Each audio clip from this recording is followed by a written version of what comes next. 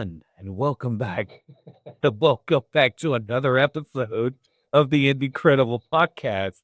As we look at Jeff slowly slurping from Hope Beverage, I'm one of your hosts, Xander Scully, and join with me is Jeff. What's up, Jeff? Slowly slipping down the coffee rabbit hole. Amazingness. It's been a wild time. So long since the last episode. About 5 minutes. About 5 minutes. We were recording. We can't be able. Yeah. It's fun time. Xander looks like a new person. I will flip my hat backward. I was like, maybe if I change the lights change the lights in the background and it like kick my footy off, it'll look like we like had a whole week. But no, Exactly. jumping right back in. So sometimes with Incredible, we do double header. Like we mentioned last episode, traveled, so we missed a week in between. And as we had mentioned before, 1 week like disappeared. We don't know what happened to it. So we're trying to catch up, so that way we make sure everybody has your weekly fix of the indie games. Only we can provide. Last episode was intense, but we were always found more and more games, and this is no exception. Not as big of a list as last episode, but still. No. But we played some stuff. At least I played some stuff. And I have the first one in a while of the indie retro randomizer that turned out excellent and came up with it. And it's not in the list yet. I'll add it after the episode. I didn't add it. So it's a surprise for Xander. Xander's surprise. I mean, that's probably where you can like just start getting into, because I haven't played anything since the last episode. But yeah, what was this game? So first off, in the list, we had alluded to it in the last episode, in episode 23. I did play Shadows of Lir'ah, which was on the list of the indie game sales that we had played. And so I played it, started it up. The controls immediately like super clunky. Like you got to get used to them. Like it's very like slow and methodical. Not that it's a bad thing. I'm just noting that like I play. I'm like, man, this is a little challenging, and I kept dying a few times. But it's more puzzle based of like a Metroidvania style game. So I started to make like progression little by little. So it was cool. It's definitely going to be an acquired taste. You got to not be in a hurry. You got to be ready to like just enjoy the game. But the Shadows of Lir'ah from last episode, played through it a little bit, probably 10 minutes, maybe 15 minutes before I moved on to the next game in the list that I put. I'm not making you wait, Sanders. Sweat it out. Mr. Mortal Kombat. But the next one, though, super surprise. And Radical Rabbit Stew. And if you hadn't even heard of this game, it looks like a single screen puzzle style game, has 16-bit aesthetics, really, really cool premise. But the fact is like you're literally smacking rabbits with a spoon into a pot to cook them. Oh, that sounds delicious. And it's like it is a wild game. You would think that it just like doesn't make any damn sense, but then it does. It's like you literally like just walk up to them and go, and then they go, and then fly into a pot, and then there'll be like little bricks that they can break or a double break, and then as you progress, you get power up. So you'll get like an extra heart for your health, because if you don't hit the rabbits, they attack you and try to eat you because they're rabbits apparently. Yeah, Radical Rabbit Stew. It's a hair-raising action arcade game featuring fast-paced wacko rabbit gameplay, puzzles, and supersized boss fights. The first thing I noticed when I looked at it is it has really nice pixel graphics, over the head, top of the head view, very Bomberman looking. It looks almost like like it doesn't probably play like Bomberman, but it has that Bomberman kind of flavor to it. I like games that have an arcade style overhead single screen that you can defend yourself or attack, because like that's my biggest problem with like Burger Time. As you go through Burger Time, you got to like dodge everyone the whole time. Pac-Man, you got to dodge people the whole time so you can get the power pellet. You get a couple, some pepper. Peter Pepper gets some pepper for the for the burger time. But like this game, you have a damn spoon that you whack them with, and as you beat levels or mid bosses and bosses, you get new power ups. So then you get like a giant spoon that you can charge up, and it goes and hits them harder, and then you can do other, and you can propel yourself by hitting the spoon. Then you go flying, and it's like fighting the boss fights is fun and unique as well. Like usually they're huge, and then they have like a little gimmick to them that you got to either hit something into them or run around and do other things. And it's awesome. Like this is in my backlog now. I played through the first couple bosses, which I got to the second biome, the second level, because there's like it's like giant world map, and you go into each level, and there's a coin on every level too that you can collect. And so you have to like walk into it. You have to walk into it. So sometimes you got to like strategically hit one of the rabbits into a pot to clear the path so you can walk up to the coin, or you got to do it in a certain way where you like the rabbits will try to attack you. You bring them over, then you can hit them up so you can open up the pathway. And if you don't hit the rabbit in the pot, they go flying off screen. You don't get the credit for the rabbit either. But you can replay over and over again, and it's like one more time style game. And it's a fun arcade game, highly recommended, and is in my backlog. This game right here, dude, this is the classic. This is the classic indie that's currently, as we're recording, that's looking at $4 games. Did you just transition to On the Horizon when I still got that secret one that I've been making you wait? I sure did. Oh my gosh, you're scrambled. Before we get into that the $3.99 cheap game though, Jeff, I'm gonna let you get that mention this game because I was just jumping it. I'm sorry, the $3.99 game. Transition Master. Transition Master. So so the game that I played that came up on my randomizer was in my backlog already. It's called Lir'ah. Laika. Lir'ah. Through the Blood. Like it is a Metroidvania, but it is a motorcycle Metroidvania. You're literally like a fox that's a mother trying to save her son, but you're on a motorcycle with the type of like mechanics where you can like pivot and tilt your bike, like when you're playing the classic indie game on 360 where you're doing the BMX game or the motorcycle games where they do that. But this is a Metroidvania. And so you're fighting all of these birds, and the birds are over there trying to shoot you as you're driving or progressing to them like they would in a Metroidvania. But you can take the bike on a jump and block the bullets with your bike. Wow. And then you can like dodge and like run through them with the bike to destroy them. But also you unlock, and then you get a shotgun. And then you can use the right stick as you're using the left one and blow the shit out of them with the shotgun. And in order to charge the dash, you have to do a backflip.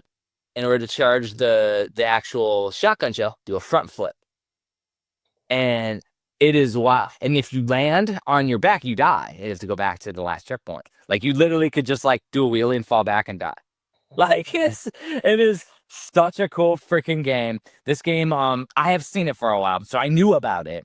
100% like top tier indie game though. Like if this doesn't get a physical, this would be one that if I was running premium, like I would be reaching out to Brainwash Gang and trying to get this on a physical. I may already have a physical in the works too. Like this looks like something that one of the awesome limited companies would sign, because like this game is grippy. It has like a Wild West, aesthetic where everything is, downtrodden. It's $20. It looks like a really badass Metroidvania on a motorbike. And what are your thoughts looking at this now that I revealed it to you? I mean, were you even aware of this game? That is the question. I wasn't aware of it, but it does look like interesting. I wonder if it is on consoles. I'll have to check because I'll probably get this on the Switch for sure. Well, let's see if it has a Switch physical real quick, so that way, because like it pops up in the search automatically. It does not, because there would be a mock-up somewhere in the images. It does not have a Switch physical, so that is very surprising. But it is a $20 game, so it is on Nintendo Switch though. It is digitally on Nintendo Switch. And this developer has also developed a bunch of games. There's The Longest Road on Earth, Grotto, Friends versus Friends. But there was a game in 2021 that I had heard of called Non-Guns, the Doppelganger Division, Doppelganger Edition, which is another Rogueavania, roguelike with the same type of gritty aesthetics, but like with a focus on points and scores, and it looks badass. Like that's one that is in one of the Switch collector books. But yeah, so this guy has a penchant for really cool graphics in the games and very deep gameplay. And this it while the controls take a second to get used to, not clunky at all. Like very, very controlled. Interesting concept. That's really cool. So cool. And so that is the secret game. I added it to the thing. I just wrote, it actually says Layla. It actually updated the what I typed. It like the autocorrect. Oh yeah. On the show notes. Yeah, it said Layla. Layla. Yeah, there we go, Xander Scramble. We scrambled it up for him. It's now in the show notes. And so yeah, dude, it's like badass Metroidvania game. 100% worthy. Stays in my backlog. It's because like there was games. This is well before we started doing Indie Credible and before I started doing any gaming jams, and I would just add games to my backlog on Steam, on my Steam Deck. And this, you almost have to, because there's so many games coming out. I mean, even doing our show, like if you were to ask me, like if you were to say like episode 12, what games were you talking? I can't remember all these games. I can't remember all of them off the top of my head. There's some that stick out that I'm like, oh, I found this through the podcast. I'm sure there's listeners that feel the same way. But the wish list is like godsend. And I do, like I said, and something we try to do on this show is not only do we look at these games, but also try to look at the developers too and see what kind of games they also came out with. So it's like another is down the damn rabbit hole. Is another additional rabbit hole, you know? So I mean, that's the way to do it. That's definitely the way to do it. And now though we transition to this freaking ridiculous game that I added on the Horizons. We're on the Horizon. This game right here is classic and it is cheap. And there's also an amazing bundle as we're recording this that I have to mention, because this bundle is $25, about $26, but you get 3 really awesome games. Now, before we get into this game, the 2 games you get in this bundle out of 3, not counting the one we're going to talk about, is Contra Operation Galuga and Blazing Chrome. So you already know that this game is going to be a run and gun action shooter, and I think it's one of the indie pioneers, like we mentioned in a previous episode, this little tagline that Jeff came up with. But Hunt Down. Hunt Down. It's like a freaking indie shooter in Blade Runner. Like sights rolling. Holy cow. It just has the vibe that I love. And it was released like 4 years ago. Nothing new about this game. Like, it just looks so cool. And, you know, this developer has released a lot of stuff, by the way. So not really as indie as some of the other developers, which is probably why it's so nice and polished. But they released Goat Simulator. Yeah.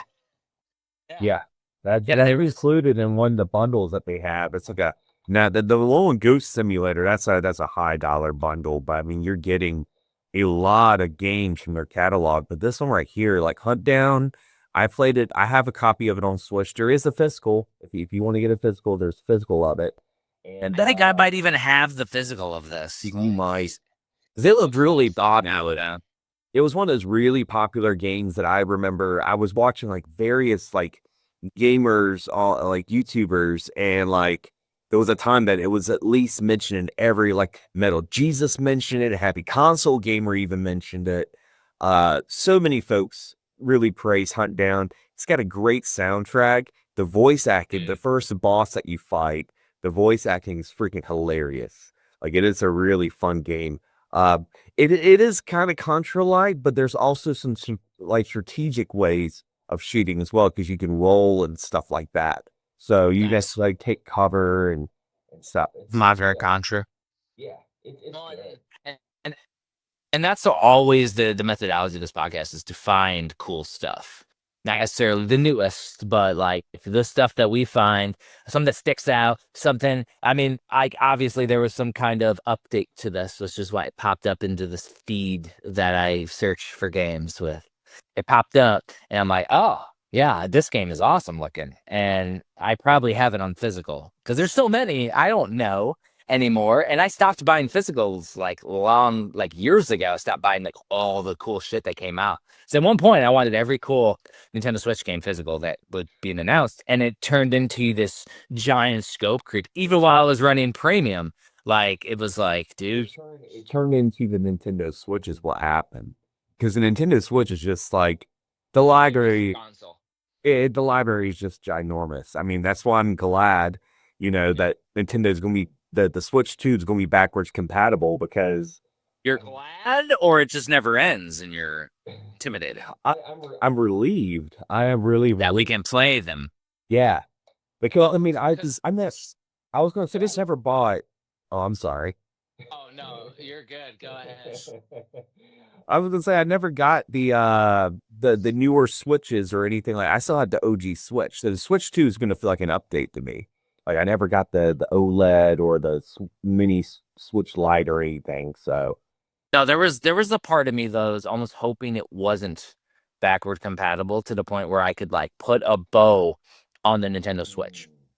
Because to me, and I know how it goes from the publisher side, to me, the fact that it's backward compatible means that Nintendo will continue to produce cartridges, which means me writing a yearly Nintendo Switch book, this shit's never going to end.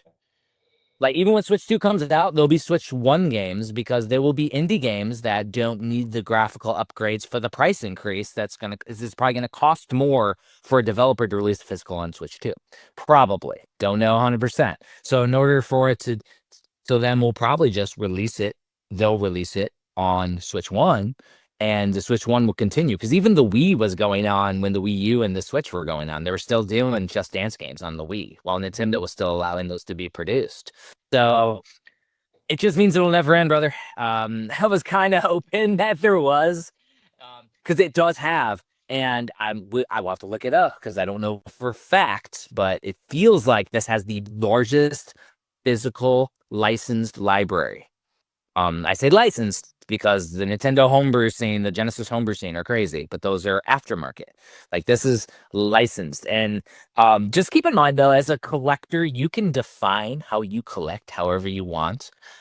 But I've seen people say, well, we're only going to count the ones that went to retail. And I'm like, well, Limited Realm was at retail. Literally, if it has an ESRB, it went through Nintendo's checks and processes. The stuff that I released with Ryu, all were licensed releases, approved and printed and produced by Nintendo.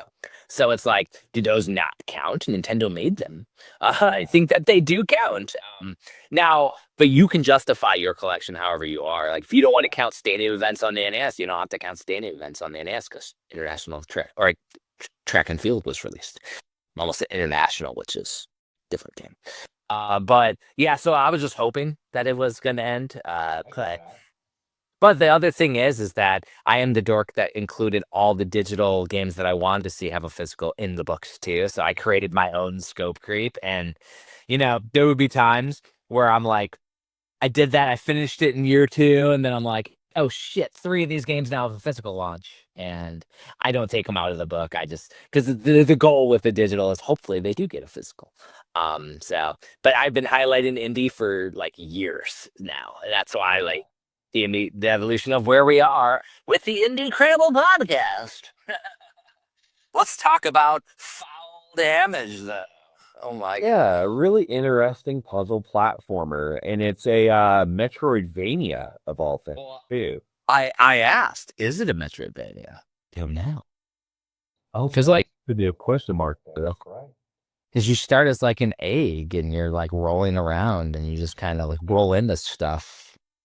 But you can't jump too high because if you jump too high, you break your egg. You break yourself. So it is like almost like a puzzle based thing.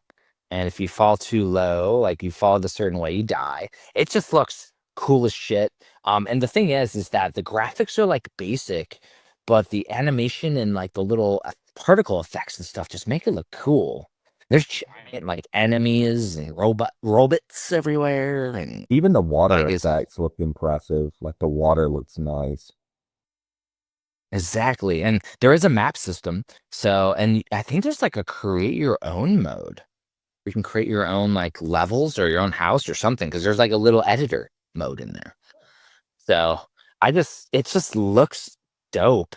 Foul Damage, the name of it again, $15. And released by May Gardens. Red Nexus Games is the digital publisher, but it's by May Gardens.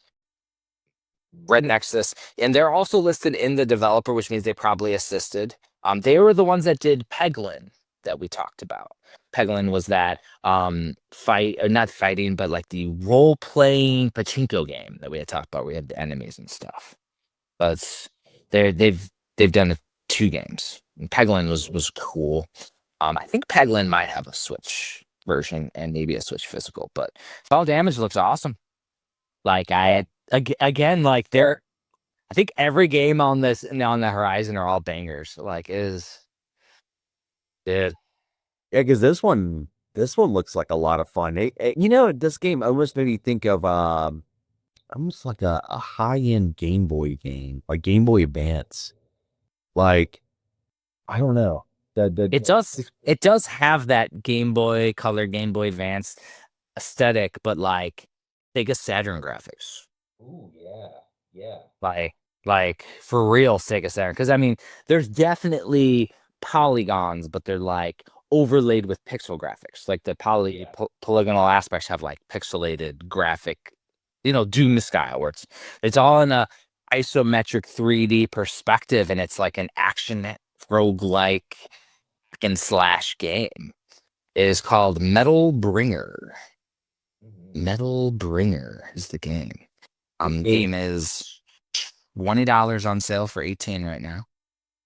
There is a bundle because they did make a. I don't know if this is like a prequel, like if Metal Bringer is a sequel to this game, but Samurai Bringer looks really, really cool too. That came out back in 2022, back in April. Looking at it's cartoony looking. It's same aesthetic, same like isometric. Samurai obviously looks like Goemon on the 64. I lied on to say that. Yeah, it looks beautiful though. Damn. Other game I got to add to my list. Damn it, Xander. Why do we do this to ourselves? We're never going to get through our backlog at this.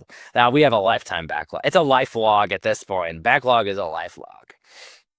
Yeah, yeah, you can get both games right now as we're currently filming this. You can get both games for like $25, like less than $30. It is compatible with the Steam Deck as well for those that had the Steam Deck.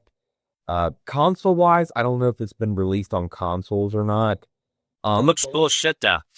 And what's really interesting about Metal Bringer is looks like you can actually customize the mechs that you use in this game, which is really customizable with all the different little things. And I do tend to get in the mood sometimes where I just want to like make the ultimate roboters. Like it's like it is a wild time. Next game is crazy looking though. Looks like a cartoon first person shooter.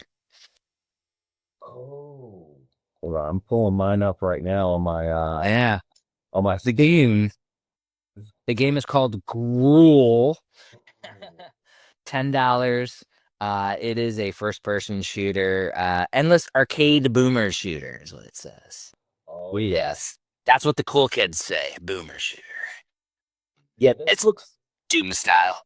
This looks like this looks almost like it would be like a PS2 or a GameCube game. Really? That's what vibes. I mean, the vibes I get is Chex Quest, and obviously early PC, which is the boomer shooter era, the early PC first person shooters, which is PlayStation, era style games. But like the hand is like a little cartoon hand, like it's so cool. It has personality too, which is what I love about these type of games. Let's see what these guys, Mick Fengers has released. He's released a game called Orb Overload in 2021. And let's see what this other guy, the Cheese Baron, has released. The Cheese Baron. The Cheese Baron is only gruel. Only gruel for the Cheese Baron. Okay. This game was released though, like 2025, March of 2025. So newer release.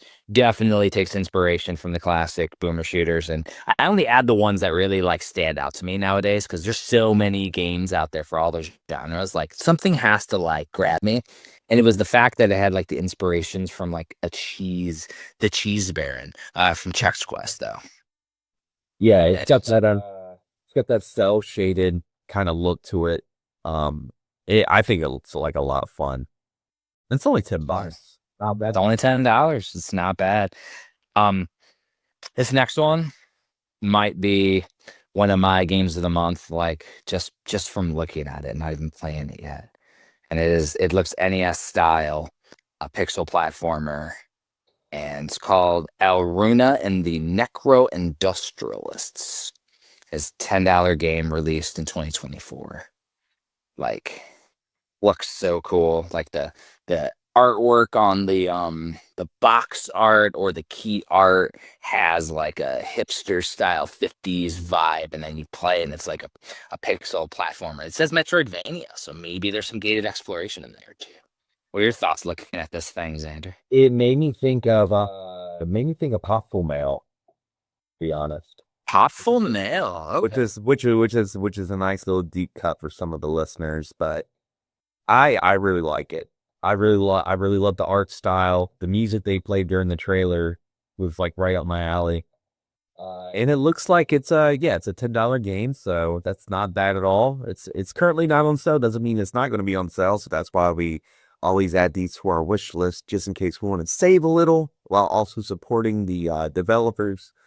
Yeah, this has got a very positive review. It came out on my mom's birthday, 26th. Nice. 2024. You know what's interesting about the developer Neckbolt, though? They released a game that might be the rarest physical on Nintendo Switch. They released a Yono and the Celestial Elephants. I don't know if you've heard of that game. Yes, I actually have this game on Switch. It's adorable. And so the physical of this is a little known one because in Europe, it's a European only physical release. They did a code in the box, but there is a physical with cartridge, and there's rumored to be under 100 released that got into the wild. Wow. And so it is in the year 3 of the Nintendo Switch that this was released.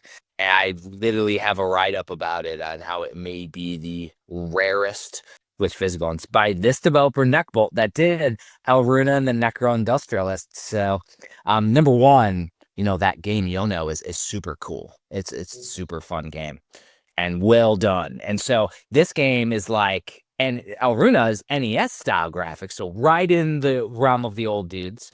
And I would really like the aesthetics.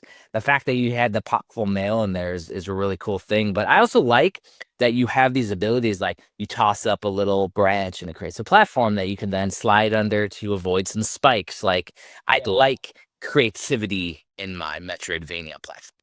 Oh yeah. It is a very saturated genre. So I mean, it's nice to see those games that kind of like really stick out.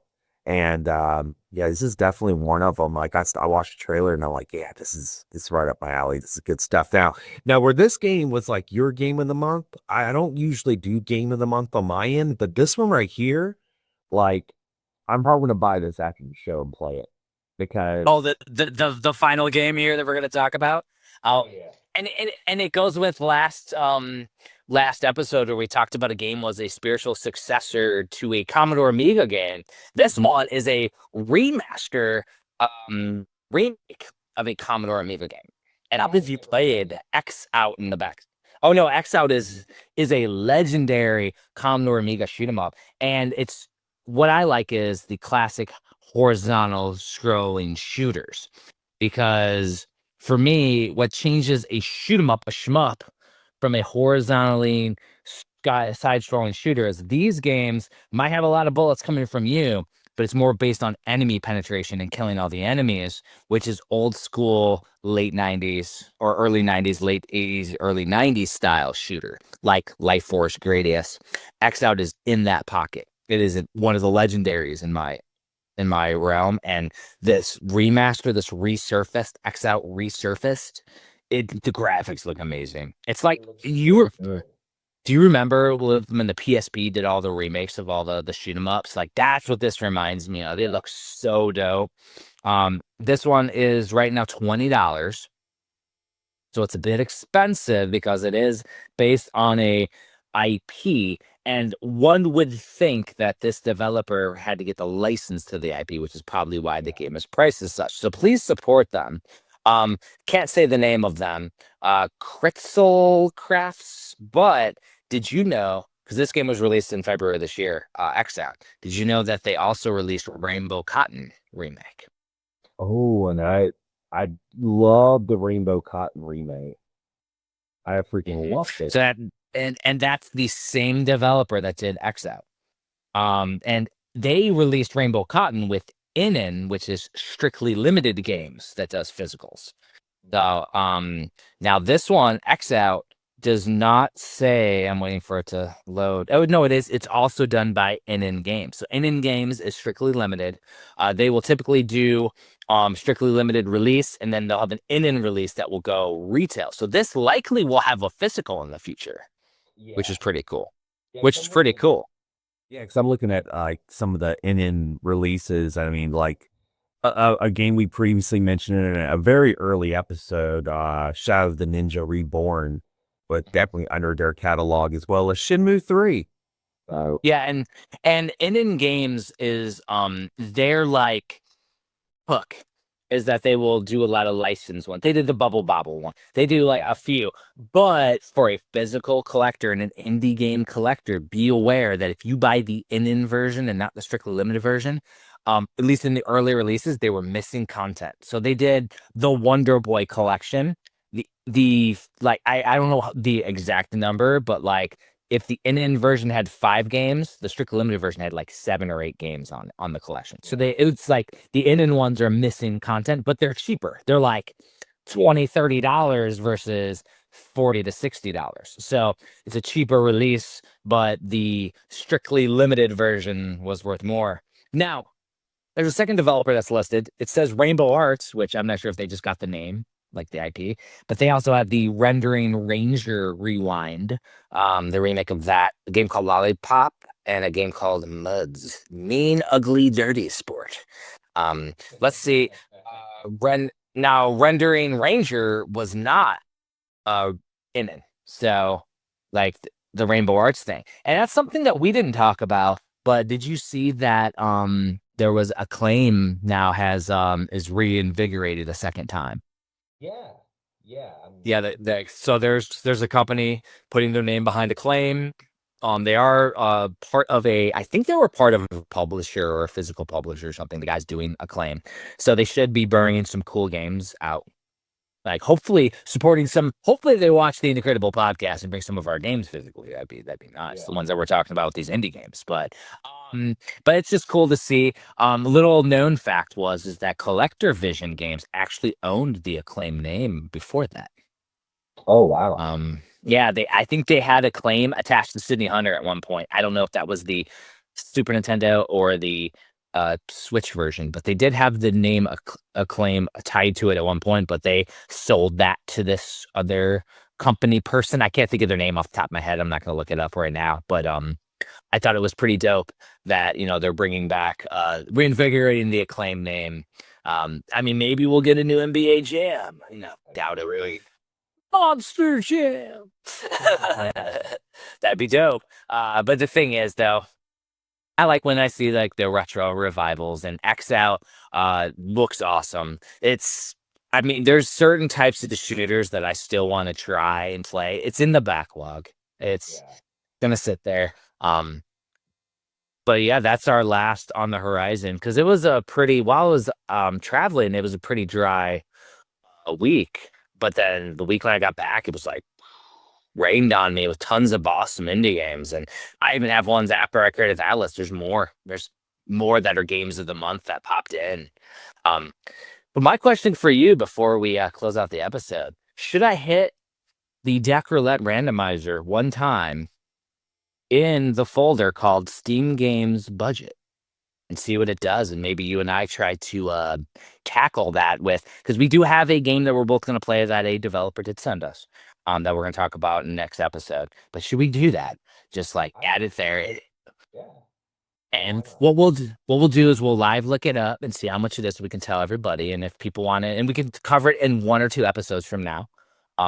So I have it loaded up. Let's see what fate has in store for Xander and Jeff. Oh my gosh, this one is free. So what came up on it? Have you ever heard of Spooky's Jump Scare Mansion? No. I'm gonna write that down. Spooky Jump Scare Mansion. Spooky's. I have played this game a little bit too. But I played it with my daughter, London, because she knew about it from Let's Plays on YouTube, and we played through. Like, this game is like legendary indie game, and the developer, I think we had a game that we may have covered in a previous episode. So for the community, if you want to join us, Patreons and listeners and viewers, we're going to talk about Spooky's Jump Scare Mansion if you leave us comments. The other thing we need to do in the next episode or two, there's been a lot of traffic on our Facebook page for the Indie Gaming Gems Facebook page. Like, people, like some of the Patreon, some of the other, members on that Facebook group have been posting amazing indie games. And there's probably some in there we need to talk about, because like I haven't added them to some of the lists yet. And I need to, because like I've been traveling. I haven't like I just need to go on Facebook and go, all right, add, like, and then see if it makes it in the top 10 of the month, because I'm doing like searches. So basically we're nearing the end of, this will air in April likely, but we're nearing the end of the month of March. I'm going to start compiling all the games we've talked about since the last month and see what the top 10 that stick out, the best of the best. And that's what I'm going to cover on the YouTube channel. And so it's going to be fun to do, but I got to do the YouTubers too. I got to add those. I'll probably toss that in there. Maybe we'll have a double recording the next time too, just where we cover the couple games that we have here on one episode. And then I think that would be fun, because we've had so many great recommendations, and I think the listeners really liked the last episode where we were covering the recommendations for some of our Patreons. But they were sharing some of those games, and the Patreon's free to join, and it's the best way to stay in touch and to know what's going on with all the indie endeavors that Jeff's working on. Yeah, all the stuff. And, with that being said, I think we should thank some of our exclusive producers as well. And before we thank them, there is something that I alluded to last episode that we need to talk about, which will be on the Patreon that people will see. And it's already live right now by the time this episode airs. And that is that on Kickstarter, there is a limited edition dust sleeve of the complete SNES live right now. Xander doesn't even know what the hell I'm talking about, so he hasn't seen the picture yet. But it is live right now on Kickstarter. As at the time of this recording, I'm still creating the page, by the way. But it's already completely conceptualized and ready to order. So all you got to do is do the funding. It's going to be super, super affordable. Like, I'm not asking for millions of dollars to make this happen, but it is going to be a limited dust sleeve with the artist Sarumaru. He created FX Unit Yuki, huge in the PC Engine scene. Sarumaru is a great dude. He is also working on Ninja for the PC Engine TurboGrafx 16 as a homebrew. That is also live on Kickstarter right now at the time of this recording, but will be when this episode's aired. And so we're doing like a cross collab, and there'll be opportunities to have Saru draw you, a picture of your favorite like Super Nintendo game, whatever you want to do. And I will do wooden pixel art, hand painted wooden pixel art of your choosing. It'll be like I'll have like one for like a small tier and then one for like a painting tier that I will do like a custom painting of your favorite like Super Nintendo game or whatever, which will be fun to do. And so lots of opportunities here with the Super Nintendo book right now, because basically we want to launch it live for Game on Expo, because Saru is going to be doing a panel, going to talk about the Super Nintendo book. And as another bonus, Saru is also going to be heavily contributing to my complete TurboGrafx 16 book. So he's doing a history on the TurboGrafx, and then he's going to cover like some of this weird and wild like software and all the crazy hardware pieces and he's doing all the weird odds and ends in the book, and it's gonna be awesome because he's been the dude that has been pinging me for 5 years to do the damn Turbo book. Not a better guy to have do the collaboration on that book with too. So this is like a really cool announcement that we're putting at the end of this episode, but also like I'm gonna have it on the Game Collectors when we do the February episode or March episode, if we do a March episode, or video game bullshit if that ever comes back, and Xander and I can talk about Kid Chameleon sometime. Yeah, we gotta talk about that. But it is time to thank the executive producers. Do you have them memorized this week? If you say the first one, if you do. Or the Akrilov? Akrilov? Akrilov. And then we got Burner Turner. And we also have The Disgruntled Gamer. The Disgruntled Gamer, aka Lunchbox. But you did skip over, because we have them in order when they joined, David Isherwood. Yeah, he's the one over the pond. And we do have another one that's a long-time listener that joined us recently. And I feel bad because I can't remember. You know the name. I can't remember it off the top of my head. I have a terrible Jesse Glenn. That's the fifth is the fifth. And then we do have other patrons that do the producer level, which they get cool treats. So every quarter, producers and executive producers get a quarterly awesome thing that I will custom make, because I make tons of stuff here at the house too that I work on. Like I started doing these wooden pixel arts that I talked about. So they're the first monthly cool item. Plus they're going to get some extra stuff that I'm working on too. We'll be going out to all the producers and above. And then at the end of the year, the executive producers get a badass wooden book cover. So if they want a wooden book cover, because they get to choose, they want one on the Super Nintendo, I could do like a 1 of 5 wooden book cover. Or they could do it on the Sega Genesis that's shipping out at this point. Or they want to do the Turbo book in the future. Like I can make a Turbo book one. Like it is whatever that the executive producers, we all have to come to a general consensus on it. It doesn't have to be universal or unanimous, but a general consensus on the cool ass item you want. So I think that puts a bow on this episode. Yeah, I've seen a little bit of behind the scenes stuff, and it's some good stuff. Good stuff in the future, especially with the box art, man. The freaking wooden box art's dope. But crazy. But yes, I think this concludes another episode of the Indie Credible podcast. And again, be sure to check out Hagen's Alley Books on Patreon to stay up to date. As well as HagensAlley.com. Lots of new books up there. Mentioned last episode, all the books are now in one universal spot where we're handling the shipping ourselves.